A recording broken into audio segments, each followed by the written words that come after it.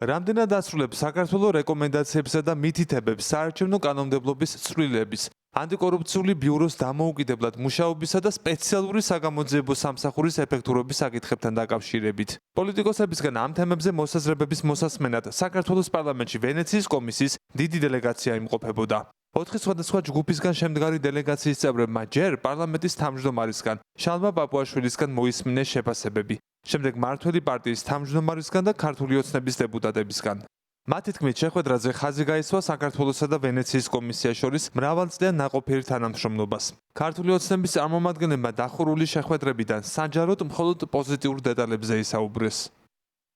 განვიხილეთ ზოგადად თანამშრომლობის საკითხები ჩვენ იცით რომ ინტენსიურად თანამშრომლობთ ზოგადად ვენეციის კომისიასთან ხშირად იგზავნება ხოლმე ჩვენგან კანონპროექტები ვენეციის კომისიაში ვიღებთ მათგან დასკვნებს რა თქმა უნდა ამ რეჟიმში გაგრძელდება თანამშრომლობა ჩვენ ასევე შევეხეთ ჩვენი თანამშრომლობის კონკრეტულ ასპექტებს ჩვენ მიმოვიხილეთ ზოგადად ის დასკვნა რომელიც უკვე არის წარმოადგენილი სასამართლოსთან დაკავშირებით ვენეციის კომისიის მხრიდან ცესკოსთან დაკავშირებით ჯერ კიდევ ველოდებით დასკვნას ვენეციის კომისიიდან აქედან გამომდინარე აქ ასე დეტალებში არ ქონია საუბარი. აინტერესებთ კონკრეტული საკანონმდებლო ინიციატივები. იცით რომ ჩვენ დავაინიციირეთ მაგალითად საარჩევნო კოდექსში ცვლილება მიღებულია პირველი მოსმენით, რომელიც უკავშირდება ცესკოს წევრების არჩევისთვის კვორუმის გაზრდას. ჯერ უნდა იყოს 90 ხმით შესაძლებელი არჩევა, თუ ეს შეუძლებელია, შემდგომ 76 ხმით. ასევე ვისაუბრეთ სპეციალური საგამოძიებო სამსახურის პერსონალ მონაცემთა დაცვის სამსახურის იმ საკანონმდებლო მექანიზმებზე, რომლითაც ჩვენ გავაძლიერეთ ეს ორი სამსახური. ამიტომ მათ აინტერესებდათ კონკრეტული საკითხები იმისთვის, რომ შეძლონ დასკვნის მომზადება. ვენეციის კომისიის წარმომადგენლები და ექსპერტები ცალკე შეხვდნენ ოპოზიციონერ დეპუტატებს. საპარლამენტო ოპოზიციის წევრებმა ამ შეხვედრების შემდეგ თქვეს, რომ კომისიას დეტალურად გააცნეს პარლამენტის სამუშაო ჯგუფებში არსებული პრობლემები. კერძოდ, ოპოზიცია თვლის, რომ ქართულ ოცნებასთან კონსტრუქციული და კონსენსუსზე დაფუძნებული თანამშრომლობა, ისეთ საკითხთან დაკავშირებით, მაგალითად, როგორიცაა ცესკოს თავმჯდომარის დანიშვნა, ფაქტობრივად შეუძლებელია. ვენეციის კომისიას აინტერესებს ოპოზიციის მოსაზრებები იმ საკითხებთან დაკავშირებით, რომელიც აქტუალური და მნიშვნელოვანი არის 12 პუნქტიანი გეგმის შესრულების ნაწილში. საკითხები ეხებოდა საარჩევნო რეფორმის განხორციელებას და როგორ უყურებს ოპოზიცია საარჩევნო რეფორმის მთავარ საკითხებს. ასევე ყურადღება დაეთმო სახელმწიფო დამოუკიდებელი სახელმწიფო ინსპექტორის და ანტიკორუფციული სამსახურის საქმიანობას და დამოუკიდებლობის გარანტიებს.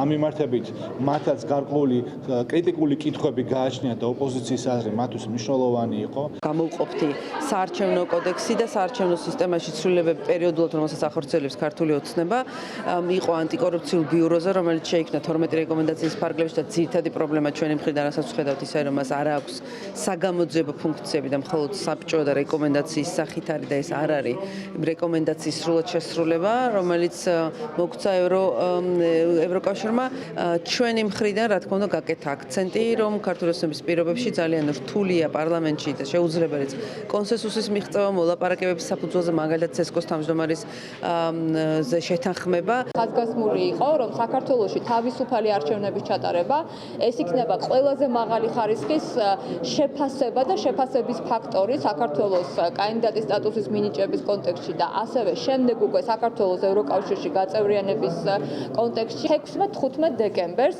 იქნება საბოლოო დასკვნა ვენეციის კომისიის მიერ, რომელიც შეეხება საარჩევნო ცვლილებებს, ანტიკორუფციული ბიუროს შექმნას და ასევე იმ ცვლილებებს, რომელიც განხორციელდა მაგალითად რეგლამენტში, პარლამენტის რეგლამენტში და ზოგადად მთელ კონტექსტს, რომელიც უკავშირდება თავისუფალი და დემოკრატიული არჩევნების ჩატარებას.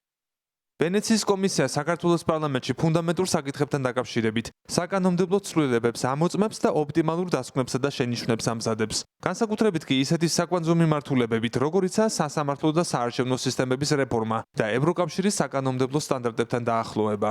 ვენეციის კომისიამ გასული 1 წლის საქმიანობის შეფასებისთვის ეს შეხვედრები დამატებითი ინფორმირებისთვის გამართა. გენერალურმა მდივანმა სიმონა გრანატა მენგინმა შეხვედრის მონაწილეებს უთხრა, რომ ვენეციის კომისიის დასკვნა და რეკომენდაციები კანდიდატის სტატუსის საბოლოოდ მინიჭებასთან ერთად ამ წლის დეკემბრის შუა რიცხვებში გახდება ცნობილი. ალეკო კვეტაძე, ევრონიუს ჯორჯია.